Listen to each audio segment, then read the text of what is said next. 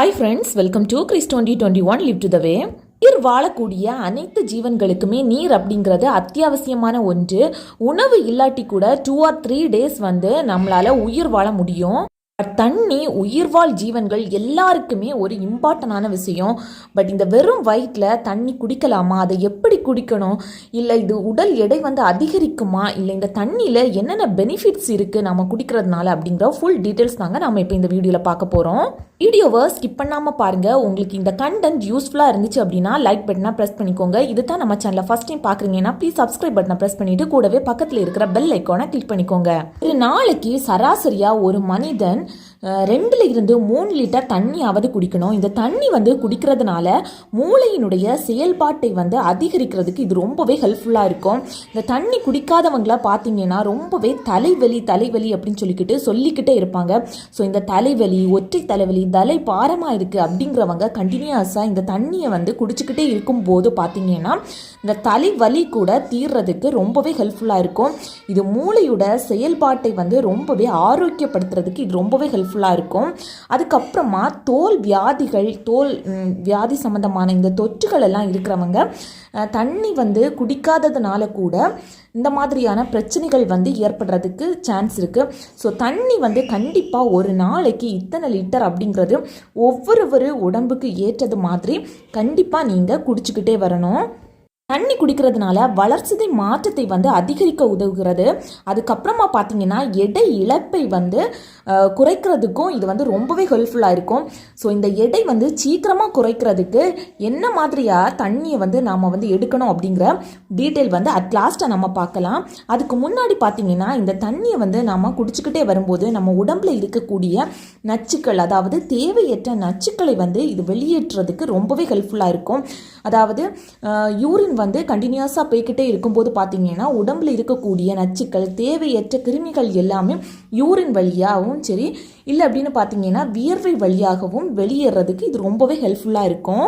சிறுநீரகம் சம்பந்தமாக என்ன ஒரு பிரச்சனையாக இருக்கட்டும், டாக்டரை கன்சல்ட் பண்ண போகும்போது டாக்டர் சொல்லக்கூடிய ஒரே ஒரு விஷயம் நிறைய தண்ணி குடிங்க அப்படிங்கிறது தாங்க. அதே மாதிரி சிறுநீரகத்தில் கற்கள் இருக்கலாம், இல்லது சிறுநீர்ப்பை தொற்றுகள், இந்த மாதிரியான எந்த ஒரு தொற்றுகள் ஏற்பட்டாலுமே தண்ணி நிறைய நாம் குடிச்சிக்கிட்டே இருக்கும்போது அந்த கற்களாக இருக்கட்டும், இந்த தொற்றுகள் எல்லாமே விலகிறதுக்கு இது ரொம்பவே ஹெல்ப்ஃபுல்லாக இருக்கும். அதுக்கப்புறமா நிறைய பேர் பார்த்தீங்கன்னா சாப்பிட்டதுக்கு அப்புறம் இந்த தண்ணி குடிக்கிறது அப்படிங்கிறதே கிடையாது. சாப்பாட்டுக்கு அரை மணி நேரத்துக்கு முன்னாடியோ இல்லது சாப்பிட்டு அரை மணி நேரத்துக்கு அப்புறமோ நாம் தேவையான அளவு, அதாவது போதுமான அளவு தண்ணி கண்டிப்பாக குடிக்கணும். இது பார்த்தீங்கன்னா நாம் சாப்பிட்ட உணவு செரிக்கிறதுக்கு இது ரொம்பவே ஹெல்ப்ஃபுல்லாக இருக்கும். அதுக்கப்புறமா கண்டினியூஸாக நிறைய தண்ணி குடிச்சிக்கிட்டே இருக்கும்போது பார்த்தீங்கன்னா மனநிலையை மேம்படுத்துறதுக்கு இது ரொம்பவே ஹெல்ப்ஃபுல்லாக இருக்கும். சில கண்டினியூஸாக ஒர்க் பண்ணிக்கிட்டே இருப்பாங்க, இதனால கூட மன அழுத்தம் ஏற்படும். ஸோ இந்த அழுத்தத்தை தவிர்க்க பார்த்தீங்கன்னா கண்டினியூஸாக நாம் தண்ணி குடிச்சுக்கிட்டே இருக்கலாம். அதுக்காக எப்போவுமே குடிக்கணுமா அப்படின்னு கேட்டால் கிடையாது. ஒரு நாளைக்கு நமக்கு தேவையான அளவு தண்ணி ஒவ்வொரு உடம்புக்குமே தேவை. ஸோ அந்த தேவை அறிஞ்சு கண்டிப்பாக ஒவ்வொருத்தங்களும் போதுமான அளவு தண்ணி குடிச்சுக்கிட்டு வந்தாலே இந்த மாதிரியான பிரச்சனைகளில் இருந்து ஈஸியாக விடுபட்டுறலாம். லாஸ்ட் பாயிண்ட் ரொம்பவே இம்பார்ட்டண்டான பாயிண்ட். வெறும் வயிற்றில் தண்ணி குடிக்கிறதுனால உடல் எடை அதிகரிக்குமா அப்படின்னு கேட்டால் கண்டிப்பாக கிடையாது. உடல் எடை குறையதாங்க செய்யும். கண்டிப்பாக எல்லாருமே போதுமான அளவு தண்ணி காலையில் வெறும் வயிற்றில் எடுக்கிறது ரொம்பவே நல்லது. ப்ரஷ் பண்ணிட்டு வெறுமனே குளிர்ந்த தண்ணியை குடிக்கிறதுக்கு பதிலாக லைட்டாக இதமாக சூடு பண்ண தண்ணியை கண்டினியூஸாக எடுத்துக்கிட்டு வரும்போது 1 or 2 monthsலேயே டிஃப்ரெண்ட்டை கண்டிப்பாக பார்ப்பீங்க.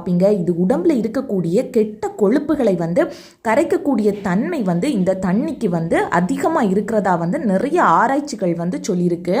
அதே மாதிரி நாம் உணவுக்கு பின்பும் சரி முன்னாடியும் சரி குடிக்கிற தண்ணி வெதுவெதுப்பாக இருந்துச்சு அப்படின்னா அது கூட செரிமானத்துக்கும் நம்மளுடைய உடல் எடை இழப்புக்கும் ரொம்பவே ஹெல்ப்ஃபுல்லாக இருக்கும். கண்டிப்பாக வெறுமனே தண்ணி குடிக்கிறதுக்கு பதிலாக லைட் ஹீட்டாக இருக்கிற தண்ணியை குடிச்சு பழகுனீங்க அப்படின்னா கண்டிப்பாக இது நம்மளுடைய உடம்பில் இருக்கக்கூடிய கெட்ட கொழுப்புகளாக இருக்கட்டும், இல்லை அப்படின்னு பார்த்தீங்கன்னா தேவையற்ற நச்சுக்களை வெளியேற்றுறதுக்கும் அதுக்கப்புறமா உடல் எடை குறைக்கிறதுக்குமே ரொம்பவே ஹெல்ப்ஃபுல்லாக இருக்கும். கண்டிப்பாக இந்த பாயிண்ட்ஸ் எல்லாமே உங்களுக்கு யூஸ்ஃபுல்லாக இருந்திருக்கும் அப்படின்ட்டு நினைக்கிறேன். யூஸ்ஃபுல்லாக இருந்துச்சு அப்படின்னா லைக் பட்டனை ப்ரெஸ் பண்ணிக்கோங்க. தேங்க்யூ ஃபார் வாட்சிங்.